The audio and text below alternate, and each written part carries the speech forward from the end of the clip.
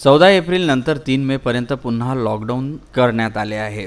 याबाबत आता स्थानिक प्रशासन नियमांचे उल्लंघन करणाऱ्यांवर कारवाई करत आहे। देशात लॉकडाऊनचा चांगला प्रतिसाद मिळाला आहे।